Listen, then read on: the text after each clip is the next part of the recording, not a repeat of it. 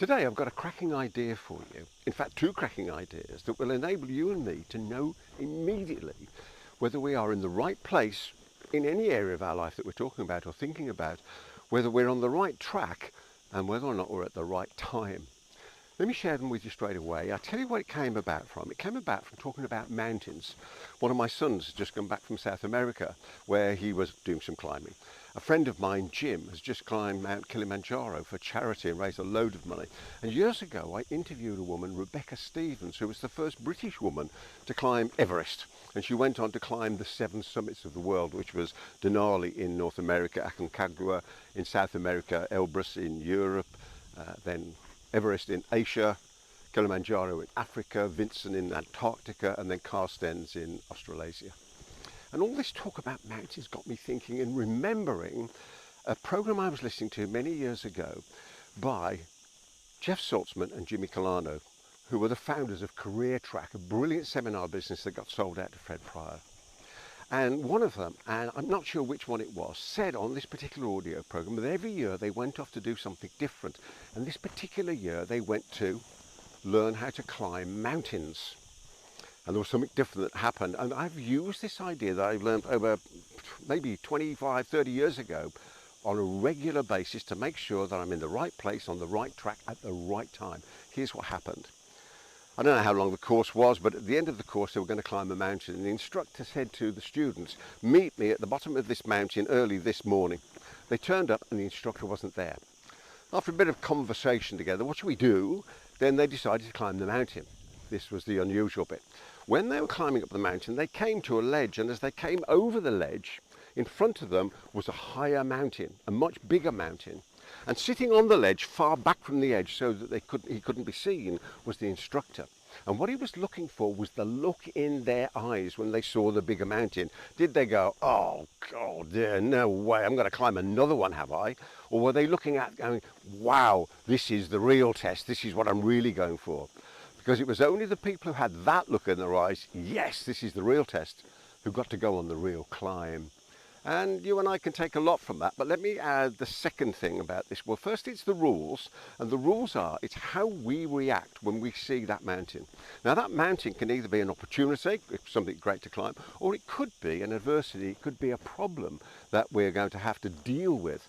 And it's the way we deal with those, both the adversity and the opportunities in life. What was it that Kipling said in If you can meet with triumph and disaster and treat those two impostors just the same? So if we can meet with that opportunity or that problem, and our passion, knowing we're at the right place, or on the right track at the right time, enables us to deal with both of those things. The second part of this, the second idea, which is equally, it wasn't my idea, but it's just absolutely brilliant, I learned it years ago, is how well our recall, I was going to say memory, but you and I know it's not true, we've got great memories, recall can sometimes be the problem.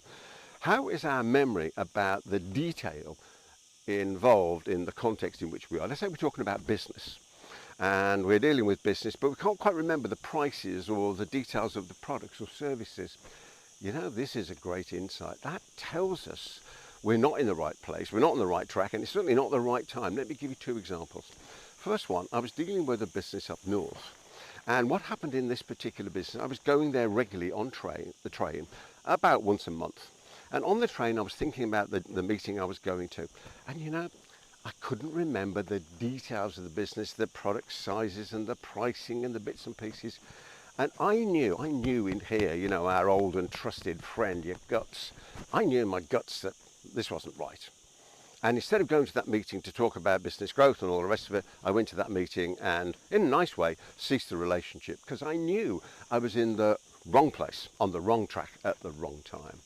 The other occasion of this was somebody who worked with me in a company some years ago, and they were in a similar position. In the sense was I could tell from the conversations and the number of times I had to repeat things, they weren't remembering the basic details of the business, and that told me clearly they were in the wrong place on the wrong track and absolutely at the wrong time.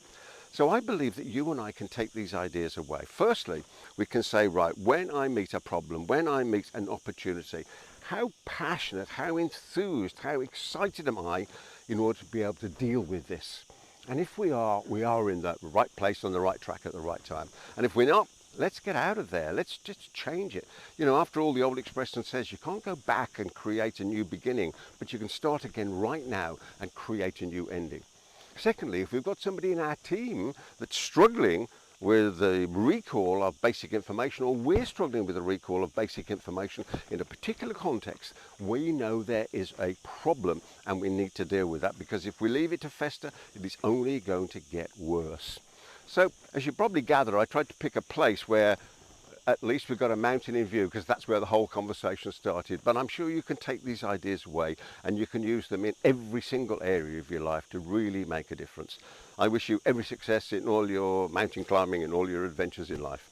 From me, Peter Thomson, there's plenty of these videos back if you'd like to hear more of this good stuff, and I'll see you on the next one. Goodbye for now.